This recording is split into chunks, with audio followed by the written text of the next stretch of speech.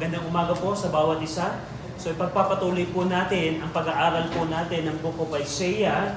And last week, nagkaroon po tayo ng survey ng unang 12 chapters ng Book of Isaiah. And by the way, anong dalawang nasyon, anong dalawang bayan ang subject ng first 12 chapters ng Isaiah? Ano ang dalawang bayan na subject ng unang 12 chapters ng Book of Isaiah? Sino nakakaalala? Anyone po ang nakakaalala sa dalawang bayan na object ng judgment ng Diyos sa unang 12 chapters? Naalala po ninyo? Anyone? Sino po nakakaalala? Judah and Jerusalem is a city. So Judah, yes, yes. Ano yung sunod?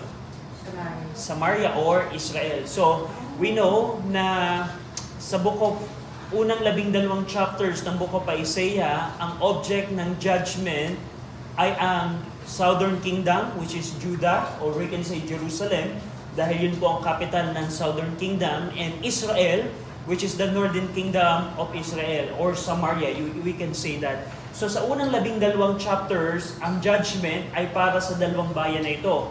Now, pangalawang bahagi po ng Isaiah, so pwede nating i-divide ang Book of Isaiah sa unang 12, at pagkatapos po noon, babaling po ang atensyon ng Book of Isaiah mula sa Israel and Judah papunta po sa mga Gentile nation, which is yun po ang subject ng Isaiah 13 hanggang 27. So, para madali niyo pong maalala, unang 12 chapters, Judah and Israel, and then 13 to 27, dadako naman ang judgment ng Panginoon sa maraming Gentile nation. So dito po, sa ating pong survey, makikita natin na i-judge ng Panginoon ang mga bansa pong ito. So meron ako dito sa whiteboard na konting mapa upang ipakita ano yung mga bansang i-judge ng Panginoon. We can see Assyria, we can see Babylon, Sidon, Tyre, Damascus, Moab, Palestine, Edom, Egypt, Arabia, and Ethiopia. Ito pong mga bansa pong ito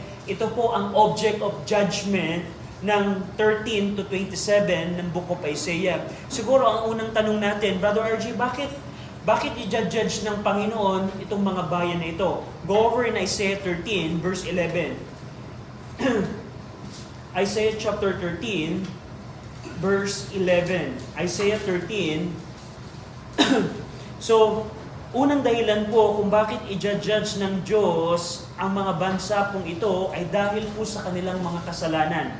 Go over in Isaiah 13, verse 11. And I will punish the world for their evil, and the wicked for their iniquity. And I will cause the arrogancy of the proud to cease, and will lay low the haughtiness of the terrible. So dito po sa verse number 11, meron pong dalawang kasalanan ang mga bayan, ang mundo, na naging dahilan kung bakit i-judge po ng Diyos ang mga bayan na ito. Yung una po ay yung pong kanilang kasalanan, yung kanila pong evil. Pangalawa ay yung kanila pong pagmamayabang. So, isang dahilan kung bakit i-judge ng Diyos ang mga bayan po na ito ay dahil sa kanilang kasalanan at ang kanilang pagmamataas. Go over in Isaiah 16, isa pa pong verse, Isaiah 16 verse 6. Isa pong halimbawa, ang bayan po ng Moab. Go over in Isaiah 16 verse 6. We have heard of the pride of Moab.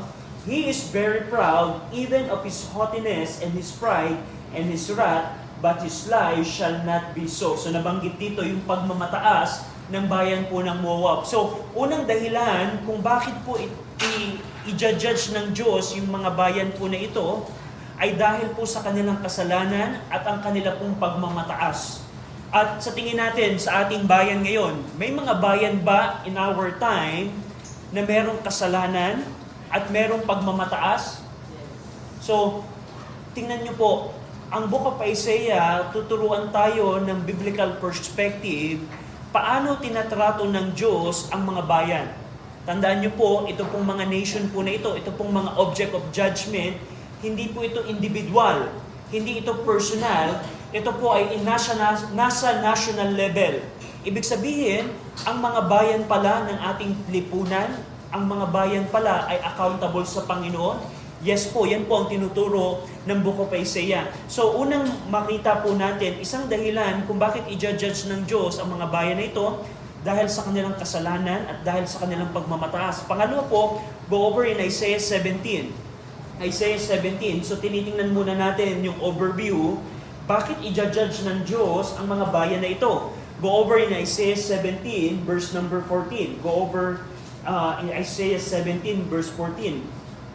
And behold, at evening tide trouble, and before the morning is not, this is the portion of them that spoil us, and the lot of them that rob us. So dito makikita po ninyo, ang pangalawang dahilan kung bakit i-judge ng Diyos ang mga bayan na ito, ay dahil sa kanilang hatred toward Israel. Napapansin niyo po, this is the portion of them that spoil us. Isaiah po ang nagsasalita po dito.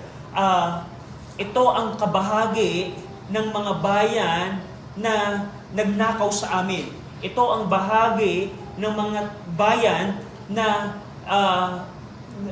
nag-rob sa amin or kumuha o nagnakaw sa amin. So dito makikita natin, ang Diyos pala, i-judge yung mga Gentile nation na ito dahil sa kanilang constant hatred sa bayan ng Israel.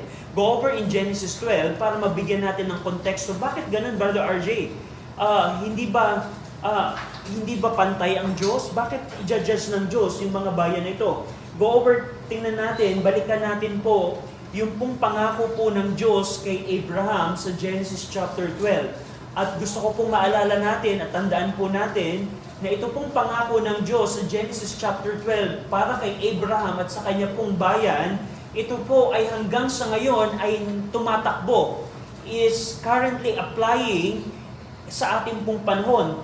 And tingnan niyo po sa Genesis 12 verse 3. And I will bless them that bless thee, and curse him that curseth thee, and in thee shall all families of the earth be blessed. So napansin niyo po, sabi ng Diyos kay Abraham, pagpapalain ko ang mga bayan, ang mga tao, individual, na magpapala sa iyo. At isusumpa ko ang mga bayan, ang individual, o sinuman ang magsusumpa sa inyo. At yun po ang layo, yun din po ang dahilan kung bakit ang mga Gentile nation na ito sa Book of Isaiah ay i-judge ng Panginoon. Dahil ang mga bayan po na ito ay sinumpa ang Israel, at dahil sa kanilang pagsusumpa at pagnanakaw at pagmamaltrato, pag-aalipusta sa bayan ng Israel, ay i-judge sila ng Panginoon. Now, i-apply natin sa ating panahon. Marami bang bayan ngayon ang galit sa bayan ng Israel? Yes, marami po. And if you're aware sa current news digest or sa current event, marami pong bayan ngayon ang galit sa bayan po ng Israel. At yung Genesis chapter 12 na ipinangako ng Diyos kay Abraham, yun po ay meron pa ring validity even sa ating pong panahon. At yun po ang ituturo sa atin ng Book of Isaiah na tatlong dahilan kung bakit i-judge ng Diyos ang mga bayan nito. Una, yung kanilang kasalanan. So tandaan niyo po, ang Diyos po natin, hindi lang siya Diyos ng Kristiyano. Hindi lang siya Diyos ng bayan ng Israel. Siya po ay Diyos ng lahat po ng tao at lahat po ng nasyon. At dahil ang mga bayan na ito ay merong paglabag sa batas ng Diyos, yun po ang kasalanan, sila po ay paparusahan ng Diyos. Pangalawa, yung kanila pong pagmamataas. Ang mga bayan po ay mapagmataas, kahit katulad po sa ating bayan ngayon. Dahil sa yaman ng mga bayan, akala nila kaya nilang mabuhay nang wala ang Diyos. At dahil po sa mga pagmamataas ng mga bayan po na ito, ay i-judge sila po ng Panginoon. At pangatlong dahilan kung bakit i-judge ng Diyos ang mga bayan na ito ay dahil sa kanilang kanilang hatred sa bayan po ng Israel. So, tingnan natin po ang Isaiah 13 to 27. So, magkakaroon tayo ng survey. So, mabilis ang pagtingin sa mga chapters po na ito. Sa Isaiah chapter 13 and 14, ang object po ng judgment po dito ay ang Babylon. Ang bayan po ng Babylon. So Isaiah 13 hanggang 14, ang object po ng judgment po dito ay ang bayan po ng Babylon. Napansin niyo po sa Isaiah 13, verse number 1, the burden of Babylon, which Isaiah the son of Amos Dead Sea. So dito po nakita ni Isaiah yung pong burden or yung warning, yung kabigatan na parating para sa bayan po ng Babylon. Now, Brother RJ, hindi ba naging instrumento ng Diyos ang Babylon upang i-judge ang Jerusalem? Yes po. Pero kahit sila ay instrumento ng Diyos, dahil sa kanilang kasalanan, dahil sa kanilang pagmamaytaas, dahil sa kanilang constant hatred sa bayan ng Israel, i-judge po sila ng Panginoon. Dito po sa Isaiah 13, ito po ay pagpapakita ng judgment ng Diyos sa Babylon, na hindi lamang ito nakatingin sa paggamit po ng Medo-Persia sa history po. Kung naalala po ninyo, sino pong bayan ang nagpabagsak sa Babylonia? Ang Medo-Persia, ang Persian Kingdom. Hindi lamang ito nakatingin nung time na bumagsak ang Babylon sa Medo-Persia, nakatingin din po ang Isaiah 13 sa pagdating po ng tribulation, sa the day of the Lord. Napapansin niyo po sa Isaiah chapter 13, halimbawa, verse number 6, Holy, for the day of the Lord is at hand, it shall come as a destruction from the Almighty. Ito pong the day of the Lord, ito po yung nakatingin sa pagdating po ng tribulation. We know na pagdating po ng tribulation, ang religious and economic aspect po ng Babylonia ay mabubuhay, ay marirevive. Ngayon po, pag pumunta kayo sa Babylon, sa Iraq, wala pong Babylon ngayon. Ang bayan ng Babylon po ngayon ay wala, pero we know ang eschatological events, magkakaroon po ng revived Babylon, at yun po ay i-judge ng Diyos sa the day of the Lord. Kailan yun? Sa tribulation. Pero dito po sa Isaiah chapter 13, dahil sa kanilang kasalanan, sila po ay i-judge ng Panginoon. We can see that sa 13 and 14. Makikita nyo po sa verse 1, yung binasa natin, yung burden of Babylon. Makikita nyo po sa verse number 6, yung pong pagkaka-describe ni Isaiah sa the day of the Lord. Mapapansin nyo din sa Isaiah 13, verse 17 and 18, kung ano sinong bayan ang gagamitin ng Diyos para pabagsakin ang Babylon. Verse number 17, tingnan nyo po, Isaiah 13, verse 17, Behold, I will stir up the Medes against them, which shall not regard silver, and as for gold, they shall not delight. So napansin nyo po, years pa ang sa perspective na Isaiah, tandaan natin, kailan nga muli, sino ang word power nung sinulat ni Isaiah ang Book of Isaiah? Sinong namumuno? Assyria? A. Assyria. B. Babylon. C. Medo-Persia. Panahon ng Isaiah, sino ang word power? Babylonian pa. Babylonia pa. So, nung panahon na sinabi ni Isaiah ito na Babylonia, i-stir up ng Diyos ang Medes upang parusahan ka. So, wala pa sa eksena dito, nung sinulat ni Isaiah ang chapter 13, nung sinabi ng Diyos, I will stir up the Medes against them, hindi pa superpower ang Medes. Ang Babylonia pa ang superpower. Pero tingnan niyo po, kahit hindi pa taon pa ang binilang, binanggit na ng Diyos through prophet Isaiah sino ang magpapabagsak sa Babylonia. So very significant po ito.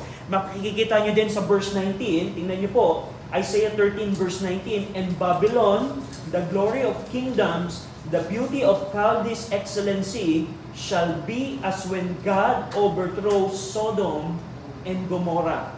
Hinalintulad ng Diyos ang pagbagsak ng Babylonia kung paano pinabagsak ng Diyos ang Sodom and Gomorrah. Ngayon po, wala po kayong makikitang Sodom and Gomorrah ngayon. Doon po sa Dead Sea. Ngayon, makikita nyo pa ba ang Babylonia? Wala po ang Babylonia ngayon. Pinabagsak po ng Panginoon. So, yun po ay pagpapakita dahil sa pride, arrogance, and even cruelty ng Babylonia, pinabagsak siya ng Panginoon. Dito po sa Isaiah chapter 14, ito po ay continuation ng judgment ng Diyos para sa Babylonia. Pero dito makikita po ninyo na nagbigay ang Diyos ng pangako po ng restoration para po sa bayan po ng Israel.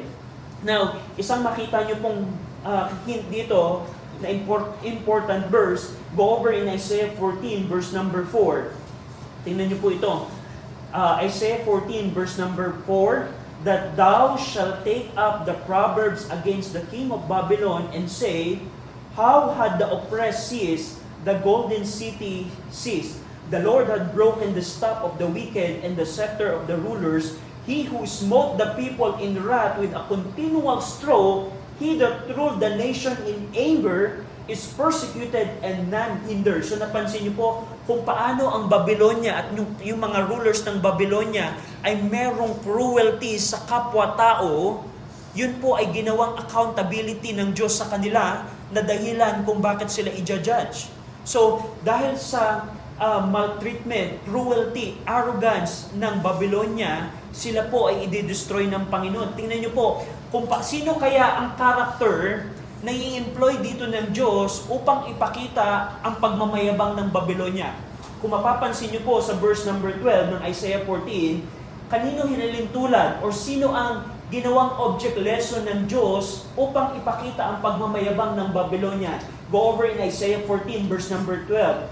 How art thou fallen from heaven, O Lucifer, son of the morning? How art thou cut down to the ground, which didst weaken the nation? For thou hast said in thine heart, I will ascend into heaven, I will exalt my throne above the stars of God, I will sit also upon the mount of the congregation in the sides of the north, I will ascend above the heights of the clouds, I will be like the Most High. And we know na ito po ang kasalanan po ni Lucifer. Pero gusto kong pansinin ninyo, habang dinidil ng Diyos ang pride ng Babylon, ginamit at in-employ ng Diyos si Lucifer bilang object lesson na kung paano ang si Lucifer ay nagmataas at gusto niyang maging katulad ng Diyos, ay ganun din ang kasalanan ng Babylonia.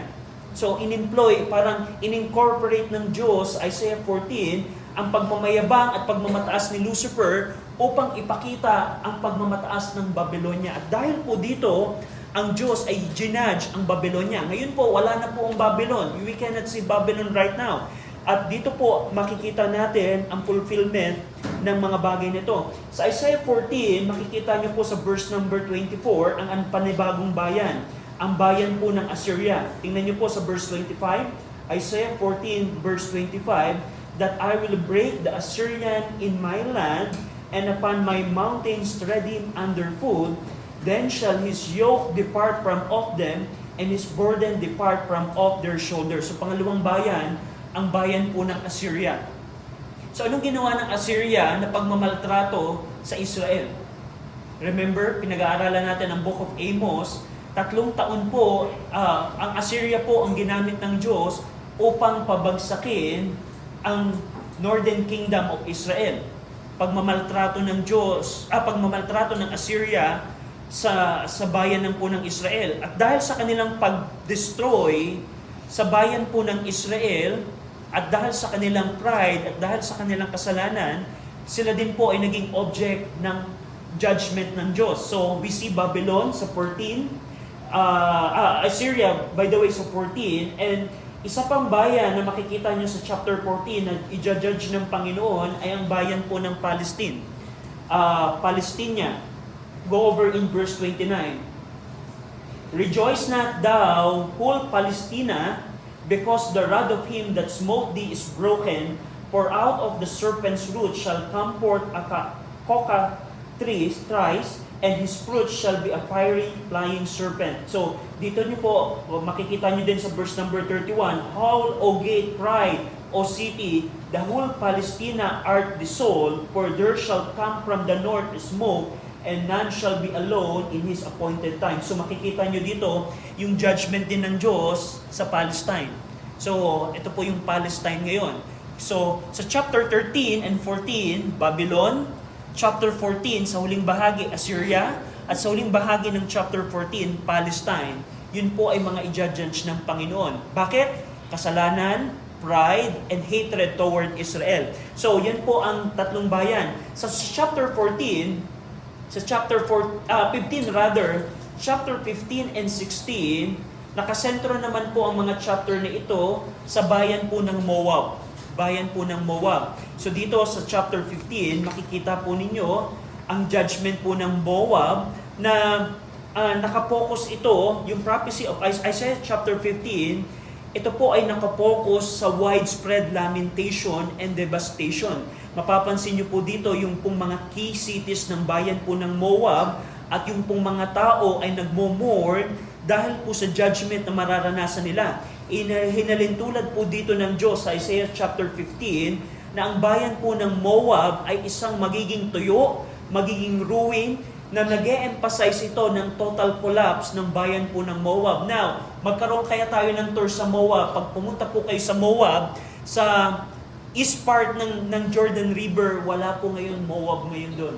Merong bayan ng Jordan, Jordan country natin ngayon, yun po ang Moab ngayon. Pero basically, yung dating Moab, yung dating bayan po ng Moab ay wala po ngayon, which is fulfillment ng Isaiah chapter 15. Another chapter sa Isaiah chapter 16, ito po yung continuation ng prophecy po ng Diyos patungkol po sa Moab. Pero dito po sa chapter 16, ang Moab po ay inurge ng Panginoon o nangusap ang Diyos sa Moab na mag-seek sila ng refuge sa Judah at mag-submit sila sa ruler na ito. Pero yung dahil po sa pagmamataas ng Moab, ito po ay hindi po sila nagsisi. Pinipilit ng Diyos na abutin ang bayan ng Moab upang sila ay magsisi, pero dahil sa pagmamataas ng Moab, hindi po sila nagsisi. Tingnan niyo po Isaiah 16, verse 6 to 8. Isaiah chapter 16, verse 6 to 8. We have heard of the pride of Moab. He is very proud, even of the haughtiness and his pride and his wrath, but his lies shall not be so. Therefore shall Moab howl for Moab, even one shall howl for the foundation of Kirhareseth shall ye mourn, surely they are stricken, and so on and so forth. Dahil po sa pagmamataas ng Moab, pinipilit ng Diyos abutin ang Moab na sila'y magsisi, pero dahil sa kanilang pagmamataas, hindi po sila nagsisi. Now, sa ating bayan, may mga bayan bang ganyan? Now, marami pong bayan ngayon ang meron pong nuclear warheads. At dahil sa kanilang nuclear warheads, akala nila, kaya nilang tumaas, hindi nila kailangan ng Diyos. And basically, yan po ang perspective ng marami pong bayan ngayon. Hindi namin kailangan si Jehovah, hindi namin kailangan ng Diyos. Look at our economy, ang taas ng aming ekonomiya. Look at our military strength, hindi namin kailangan ng Diyos. Katulad po ng Moab, ganun po ang pagmamataas ng maraming pong bayan ngayon. Pero ang Diyos kaya papalagpasin ang pagmamataas ng Moab? We know sa Book of Isaiah, hindi po pinalagpas po ng Diyos. At dahil po dito, alam natin ano ang pagtingin ng Diyos sa mga bayang nagmamataas. Alam natin, dahil sa Book of Isaiah, hindi po tinetake lightly ng Diyos ang pagmamataas ng bayan. So therefore we conclude, kung sa ating panahon may mga bayang na magmamataas, ito ang perspective ng Diyos sa kanila. They are about to be judged. So we see in chapter 15 and 16, ang bayan po ng Moab. So geographically, sila po ay nasa east part. Kung kayo ay familiar sa Middle East map, kung nasaan po ang Jordan ngayon, yun po yung Moab. Sa chapter 17 naman po, meron pong panibagong bayan na i-judge po ang Panginoon dito, ang bayan po ng Damascus, sa Syria. Modern day Syria. Kung kayo ay familiar ngayon, magkalaban ang Syria at Israel ngayon. Merong mga terrorist group sa Syria, I think Lebanon and Syria, na umaatake sa Israel army ngayon. So, ang Damascus naman sa chapter 17, ang i-judge ng Panginoon. And dito po sa chapter 17, nabanggit po ang Ephraim. So, if you read the book of chapter 17, mababanggit po dito yung Ephraim. Yung Ephraim po ito po yung nagpapatungkol sa bayan po ng Israel. Sa Israel. So both Damascus and Ephraim ang i-judge po dito ng Panginoon. Pareho pong bayan na ito ay makakaranas po ng destruction to the point na konti na lamang ang magiging remnant. At in that day, ang mga tao po will turn back to God, recognizing Him as His Maker. Dito po makikita po ninyo ang contrast po ng reliance ng Damascus and Israel. Meron silang alyansa at instead na magtiwala sila sa Diyos, ang Damascus at ang Israel nagtitiwala sila sa kanilang alyansa. At dahil po doon, i-judge sila po ng Panginoon. You will see that in chapter 17. Tingnan niyo po sa verse number 7. Isaiah 17 verse 7. At that day shall a man look to his Maker, and his eyes shall have respect to the Holy One of Israel. Ito pong verse na ito po yung nakapatungkol sa millennium reign ng ating pong Panginoong Kristo. Millennium reign of Christ. Darating yung time na ang Damascus at ang Israel, i-acknowledge nila ang Diyos na kanilang manilikha. Hindi pa po yung nangyayari ngayon. And yan po ay mangyayari in the future. So we see ang Damascus and Israel sa chapter 17. Sa chapter 18, i-judge naman dito po ng Panginoon ang bayan po ng Ethiopia. So saan yung Ethiopia, Brother RJ? So sa bahagi po ng Africa. So meron bang Ethiopia ngayon? Meron bang bansang Ethiopia? Meron, di ba? So existing pa rin ang bayan po ng Ethiopia. At ito pong bayan po ng Ethiopia ay object ng judgment din ng Diyos sa Book of Isaiah, specifically sa chapter 18. Sa chapter 18 po, in-address ng Diyos ang Ethiopia, or pwede din natin sabihin yung Cush, yun po ay iisa, Ethiopia and Cush ay iisa, at kilala sila sa pagpapadala ng mga envoys. Dito, tinawag ng Diyos ang atensyon ng bawat bayan upang i-declare na siya ay inuobserbahan niya ang bayan po ng Ethiopia. At dito, ipinakita po ng Diyos na ikakat daw niya ang pagmamayabang ng bayan po ng Ethiopia na parang isang pagkakat ng isang harvest. Kung paano ang harvest, di ba, pag nag-harvest ng trigo or palay, ikinakat off yung mga palay, at ganun din po ang object na ginamit dito ng Diyos kung paano niya ikakat ang pride ng bayan po ng Ethiopia. At dito, bilang merong mga prophetic things na makikita kayo sa chapter 18 na isa pong halimbawa, ang mga tao po ng Ethiopia, pagdating po ng millennium, they will give gift to the Lord, and so on and so forth. So, dito po sa chapter 18, gusto kong makita natin ang object ng judgment ay ang bayan po ng Ethiopia. So, chapter 19 ng Isaiah, ito naman ay patungkol po sa Egypt. So, we are all familiar sa Egypt. So, dito, i-judge ng Panginoon ang Egypt. We see that in chapter 19, na magkakaroon sila ng natural collapse. Darating yung time na yung Nile River ay matutuyo. So, question, natuyo na ba ang Nile River? Hindi pa po nangyayari ito. So, ito po ay nakatingin sa future event, sa the day of the Lord, sa tribulation. And dito, mapapansin nyo, isang significant thing na mapapansin nyo po dito, ang repentance po ng Egyptian toward the Lord. Go over in Isaiah 19, tingnan natin yung verse 18. Isaiah 19, verse 18. In that day, shall 5 cities in the land of Egypt speak the language of Canaan. Ano yung language ng Canaan? Hebrew. So, sabi ng Diyos, sa pagdating ng panahon, pagdating ng the day of the Lord, ang mga bayan ng Egypt ay magsasalita ng Hebreo, that's the language of the Canaan, and swear to the Lord of hosts, one shall be called the city of destruction. In that day shall there be an altar to the Lord in the midst of the land of Egypt, and a pillar at the border thereof to the Lord, and it shall be for a sign and for a witness unto the Lord of hosts in the land of Egypt, for there shall cry unto the Lord because of the oppressor, and he shall send them a Savior and a great one, and he shall deliver them. And the Lord of hosts, and the Lord shall be known to Egypt, and the Egyptians shall know the Lord in that day, and shall do sacrifice and oblation. Yea, they shall bow about unto the Lord and perform it. So very amazing. Pinakita dito ng Diyos na ang mga Egyptian ay magre-repent sa Panginoon. Kailan to, Brother RJ? Ngayon ba? Ano ang mga Egyptian ba ngayon? Pag pumunta ka sa Egypt, I think most of them are Muslim. Kung ako hindi nagkakamali, most of them ay Islam. Pero very amazing, pinarapify dito ng Panginoon, pagdating ng the day of the Lord, ang Panginoon ang magiging Diyos ng mga Egyptian.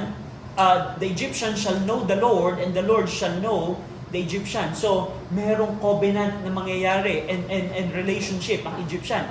Kailan ito mangyayari, Brother RJ? The day of the Lord, sa future event. Pero nakita to ng Book of Isaiah.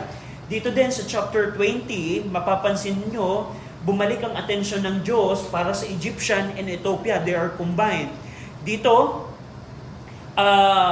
mapapansin nyo sa chapter 20 na si Prophet Isaiah ay naglakad ng hubad at walang saplot at wala ding sandalyas, he walks naked and barefoot, na ito po ay simbolo kung paano ang Assyria ay sasakupin ang Egypt and Ethiopia.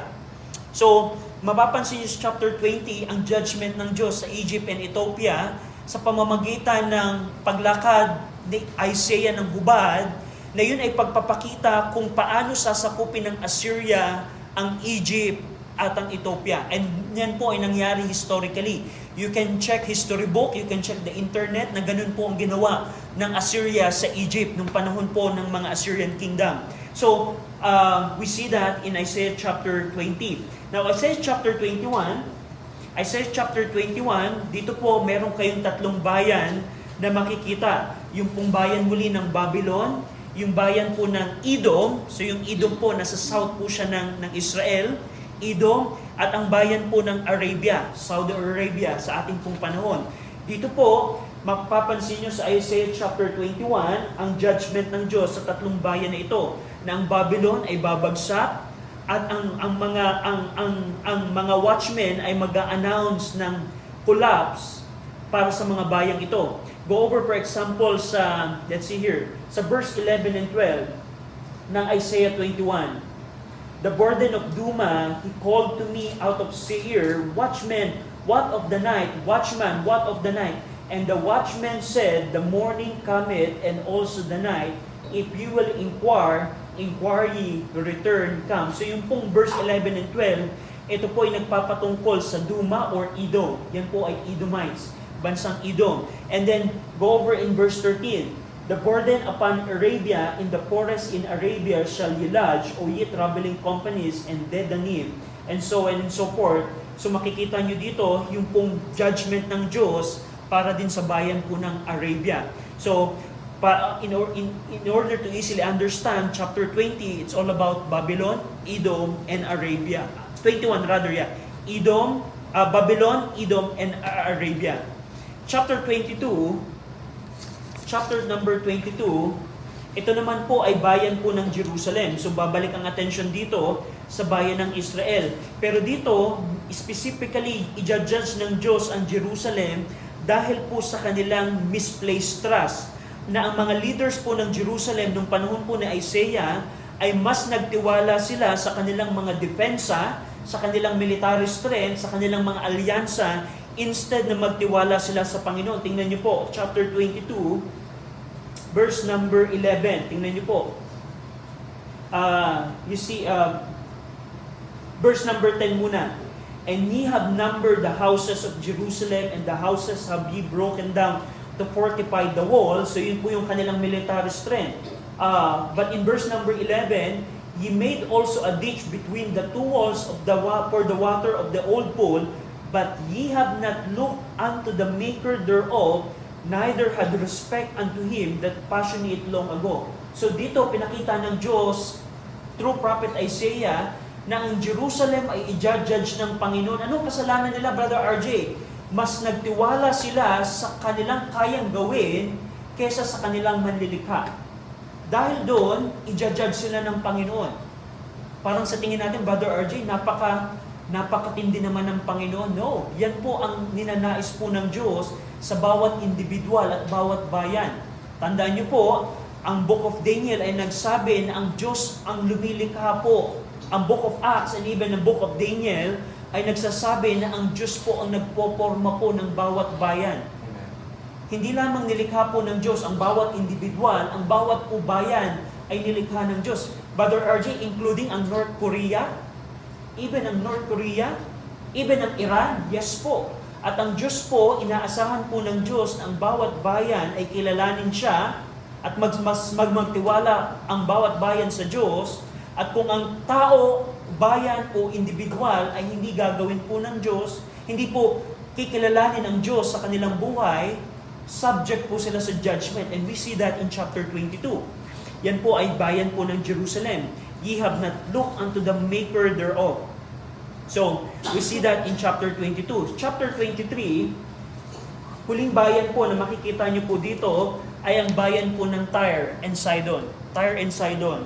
So, sa book of Ezekiel, sa ating pong scripture reading, nakita natin na i-judge ng Diyos ang Tyre and Sidon. At ang Book of Isaiah din po ay makikita natin dito na pinakita po dito sa chapter 23 na yung yaman at yung trade commerce ng Tyre ay magko-collapse.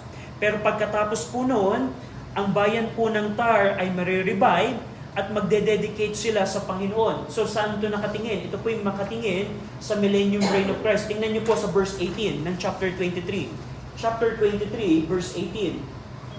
And her merchandise, yan po yung merchandise ng Tyre and Sidon, and her hire shall be holiness to the Lord, it shall not be treasured nor laid up, for her merchandise shall be for them that dwell before the Lord, to eat sufficiently, and for durable clothing. So, kailan mangyayari yon? Pagdating po ng millennium, ang mga merchandise and hire ng Tyre and Sidon ay magiging kabanalan sa Panginoon. Hindi pa po yan nangyayari historically, mangyayari po yan sa millennium. So, gusto ko pong tingnan natin, tandaan natin, sa perspective po ni Isaiah, nung nakita po niya yung mga prophecy na ito, hindi po alam ni Isaiah na meron pong church age sa gap ng mga events ng destruction at ng millennium. So, naalala ninyo dun sa ating pong time, sa ating pong historical timeline ng Book of Isaiah, nakita ni Isaiah ang crucifixion, nakita halimbawa na dito po sa Isaiah, 700 years, 8th century BC sa Isaiah, nakita niya yung mga destruction ng Babylon, ng Arabia, and so on and so forth, pero hindi po niya nakita na pagkatapos pala ng crucifixion, meron palang church age na at least 2,000 years ago. Sa perspective po ni Isaiah, yes, mapapako yung man of sorrow, yung suffering servant, Isaiah 53. Pero sa perspective na Isaiah, pagkatapos po ng crucifixion, tribulation na ang kasunod, pagkatapos ng tribulation, millennium kingdom. So kaya po pag tiningnan niyo po, katulad ng pag-aaral natin sa chapter 13 and 27 sa Tyre and Sidon, nabanggit din yung destruction ng Tyre and Sidon, pero nakita din doon yung repentance ng Tyre and Sidon. Nakita ni Isaiah yun na isang big event. Pero ngayon, dahil tayo ay nasa New Testament na, alam na natin na merong church age, alam natin na pagkatapos ng crucifixion, pagkatapos ng temple destruction ng 70 AD, ay meron pong at least 2,000 years gap. Ngayon, naghihintay tayo sa rapture. Yun po ay hindi po nakita ni Isaiah. Kaya, yun po ay nagpapaliwanag, bakit dito sa, Brother RJ, bakit dito sa Isaiah 23? Verse number 18, binanggit doon na yung merchandise and hire ng Tyre ay magiging kabanalan sa Diyos. Kasi nga, yung perspective ni Isaiah, hindi niya nakita ang church age and so on and so forth. So, para kay Isaiah, isang big event to. Parang halimbawa, sumakay kayo ng LRT. Pag yung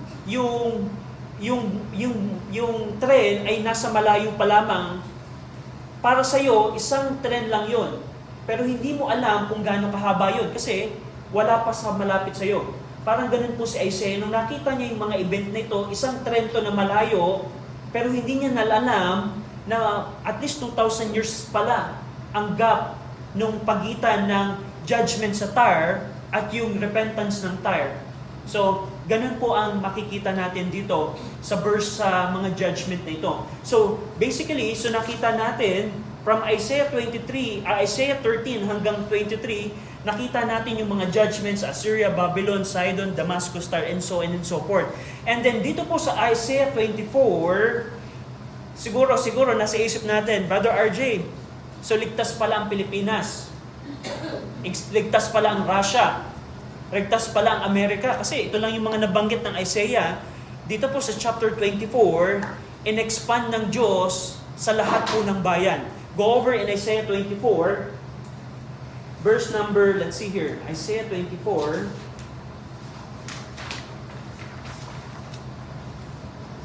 verse number 1. Isaiah 24, verse 1, Behold, the Lord maketh the earth empty, and maketh it waste, and turneth it upside down, and scatter abroad the inhabitants thereof. So, dito po sa verse number 1, Ano pong bayan, ano pong mga bayan ang subject of the judgment? Sino yung i-judge ng Panginoon dito? Ito lamang bang mga bayan na ito? Ano napansin nyo? The whole earth. The whole earth. Go over in verse number 5. Bakit kaya ginudge ng Diyos ang buong mundo? Verse number 5, the earth also is defiled under the inhabitants thereof, because they have transgressed the laws, changed the ordinance, broken the everlasting covenant. So, including kaya ang Pilipinas? Including ang North Korea? Including ang Iran? Including kaya ang Amerika? Lahat po ng bayan ay nag-transgress sa batas ng Diyos. Pansinin niyo po yan. Ano ang tinaransgress nila? Hindi po ang konstitusyon ng Pilipinas lang. Ang tinaransgress nila ay ang batas po ng Diyos. So, ibig sabihin, Brother RJ, kung ang mga bayan ay ginudge dahil sa kanilang paglabag sa batas ng Diyos, ibig sabihin, ang lahat pala ng bayan ay nasa ilalim ng batas ng Diyos. Ito po ang batas po ng Diyos. Yes po, nasa ilalim po ngayon ng lahat po ng bayan sa batas po ng Diyos. I don't know kung nabalitaan niyo po, sa Iran po ngayon, meron po silang mga bibitayin na mga protester. Dahil may mga nahuli silang nagprotesta laban sa Iranian regime, including po isang babae, bibitayin po nila yon. And yan po ay cruelty toward mankind. Dahil yung mga tao ay nagsasalita ng laban sa gobyerno, bibitayin. So, para sa atin, tingnan niyo po, ang anong point ko po dito, ang bawat bayan po sa ating pong bayan, sa ating panahon, lahat po sila ay accountable sa Word of God. At kung sila ay hindi po tatalima, yung pong prophecy ng Isaiah chapter 24 ay mangyayari yun. Kailan yun? Yun po ay mangyayari dito po sa tribulations. Tribulation period. Ipaparanas po ng Diyos ang karumal-dumal na makikita ng mundong ito. If we are aware sa mga mangyayari sa tribulation, magkakaroon po ng global earthquake, mga famine, mga pestilence, and so on and so forth. At tandaan niyo po, pag tinignan ninyo ang perspective ng Scripture, ito po binabanggit ko lagi sa Book of Amos, ang Diyos po ay may control ng nature. At minsan at madalas, ginagamit ng Diyos ang nature upang i-judge ang isang bayan. Now, sa tingin ninyo, kung titingnan natin ang biblical perspective, yung mga kalamidad na nararanasan po natin, yun ba ay dahil sa global warming? Yun ba ay dahil kumakain ako using styrofoam? Ito ba ay dahil nag-i-straw ang mga tao? No. Pag tinignan nyo po kung bakit ang mga bayan ay nakakaranas po ng mga kalamidad, ayon sa salita po ng Diyos, ay dahil ang Diyos po ay nagpapataw ng judgment sa mga bayan. At ultimately, we know, pagdating po ng tribulation, ultimately, i-judge ng Diyos ang bawat bayan. Bago, sa pagitan po ng tribulation at ng millennium kingdom, ang Bible po ay nagtuturo na meron pong judgment of the nation. Yun po ang magiging fulfillment ng Isaiah chapter 24, na ang buong mundo, will the Lord make it the earth empty. Total global devastation. So pagdating po ng tribulation, yung pong mga pagmamataas at pagmamayabang po ng tao, lahat po ng yun ay ibababa po ng Panginoon. So that's chapter 24. Very interesting. You can read chapter 24 po sa inyo pong mga bahay, at makikita nyo po ang judgment ng Diyos sa bawat bayan. Isaiah 24. Ang Isaiah 25 and 26, ito po ay kanta. Ito pong Isaiah 25 at saka 26, ito po ay awit po ni Isaiah. So, Isaiah chapter 25 and 26. So, bigyan natin ng review. Isaiah chapter 13 hanggang 23, ito pong mga bayan na ito ang binanggit na i-judge ng Diyos. Isaiah chapter 24, i-judge ng Diyos ang buong bayan, ang buong mundo, ang bawat bansa. And Isaiah chapter 25, pagkatapos malaman ni Isaiah yung mga judgment, ano kaya ang magiging kanta ni Isaiah?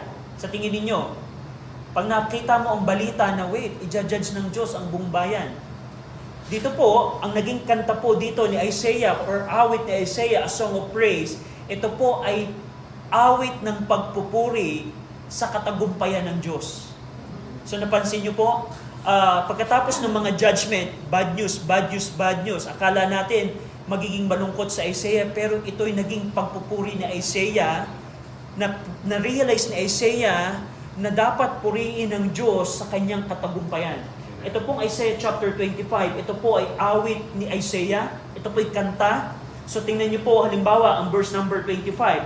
O Lord, Thou art my God, I will exalt Thee, I will praise Thy name, for Thou hast done wonderful things. Thy counsel of old are faithfulness and truth. Pagkatapos ma-receive ni Isaiah yung mga judgment sa mga bayan, yung mga judgment ng Diyos sa buong bansa, sa buong mundo, ang naging pagpupuri ni Isaiah, O Diyos, mas dapat kang itaas. Purihin ka, Panginoon, dahil sa iyong kamangha-manghang mga bagay.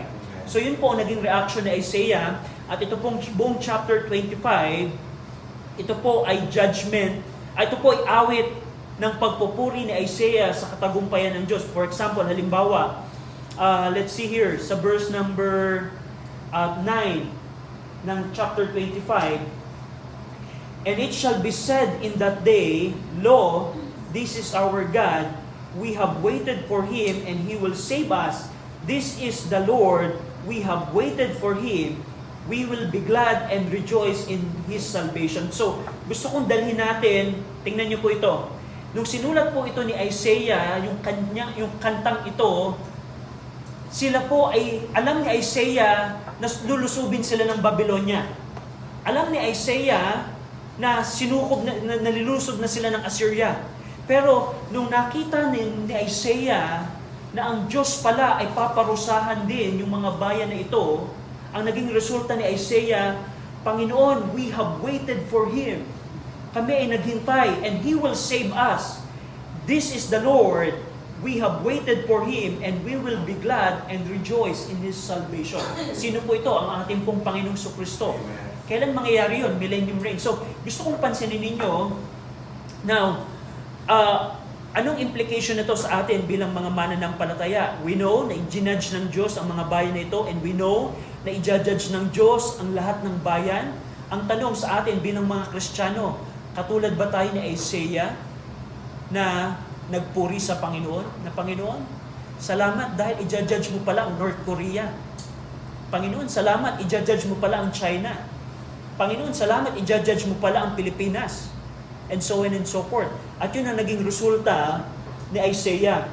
Sa chapter 26, ito din po ay kanta. So, pag binasa niyo po ang 25 and 26, huwag niyong kakalimutan na ito po ay kanta ni Isaiah. Ang chapter 26 naman, ito po ay kanta ng pagtitiwala.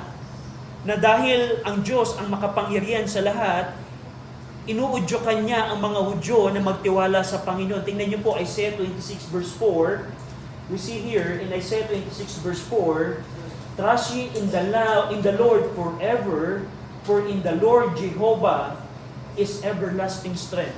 So ito po yung kanta ni Isaiah, kinumpose niya itong kanta upang udyukan ang mga Hudyo na nakita natin na ang Diyos ay makapangyarihan, i-judge niya ang mga bayan.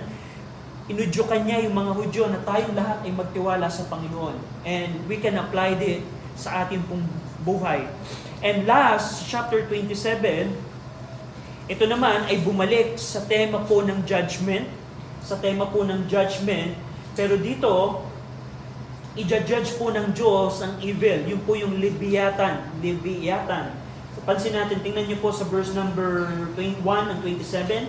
In that day, the Lord with His sword and great and strong sword shall punish Leviathan, the piercing serpent, even Leviathan, the crooked serpent, and he shall slay the dragon that is in the sea. Ito pong Leviathan, ito po ay evil, lahat ng kasamaan. And of course, we know na ito po ay merong fulfillment sa tribulation. We know na ang Diyos, ang pwersa ni Satanas, the Antichrist, and so on, ay i-judge ng Panginoon. And tingnan niyo po sa verse number 6, pagkatapos i-punish ng Diyos ang evil, ito po ang pangako ng Diyos sa bayan po ng Israel. And he shall cause them that come of Jacob to take root. Israel shall blossom and bud, and will the face of the world with fruit. Napansin niyo po na ang Israel po ay magbo-blossom. Hindi pa po yan nangyayari ngayon. Ito po ay larawan, ang bayan po ng Israel ay mamumulaklak. Kailan yun? Pagdating po ng millennium reign of Christ. Tingnan niyo po sa verse number 13 ng chapter 27. And it shall come to pass in that day that the great trumpet shall be blown, and they shall come which were ready to perish in the land of Assyria, and the outcasts in the land of Egypt shall worship the Lord in the holy mount at Jerusalem. Yung pong mga tao sa Assyria, yung pong mga tao sa Egypt, lahat sila ay pupunta sa Israel at sasamba sa Panginoon. Nangyari na ba yan historically? Nangyari na ba yan sa ating panahon? Hindi pa po. Mangyayari po yan pagdating po ng millennium reign of Christ.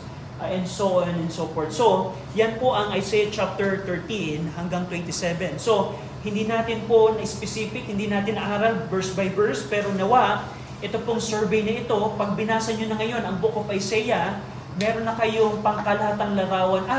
Ito pala ang tema po ng Book of Isaiah. And so on and so forth. So, any question po? Any question? So, next week po, ipagpapatuloy natin ang survey ng mga chapters pa. Very interested po ako pagdating natin ng Isaiah 50 and Isaiah 50 to 60 kasi bibigyan tayo ni Isaiah ng preview kung ano ang mangyayari sa Millennium Kingdom. Mangyayari po. Very interesting na alam niyo po ba, pagdating ng Millennium Kingdom, yung pong mga bangis ng hayop ay mawawala. Lahat ng sinumpa ng Diyos sa Genesis chapter 3, di ba? May mga sumpa ang Diyos sa Genesis chapter 3, lahat ng yon ay i-uplift sa millennium reign of Christ. Kaya sabi ni Pablo sa Romans chapter 8, na ang even ng creation ng Panginoon ay naghihintay sa pagdadating ng Panginoong Kristo. Bakit? Kasi ang buong creation na sinumpa ng Diyos sa Genesis 3 ay ma-uplift yung curse sa millennium reign to the point na yung longevity of life ay ma-restore. Sino pinakamatandang nabuhay sa mundong ito? Si Methuselah. Pagdating ng millennium, baka may mas magiging matanda pa kay Methuselah. And we see that in the book of Isaiah. Makikita din natin later on yung mga wala nang magiging karamdaman, wala nang magiging mga calamity and so on and so forth. We're going to see that. So, kung wala na po kayong any question, tayo po lahat ay mag-pray. Ama namin Diyos, salamat sa inyo pong salita.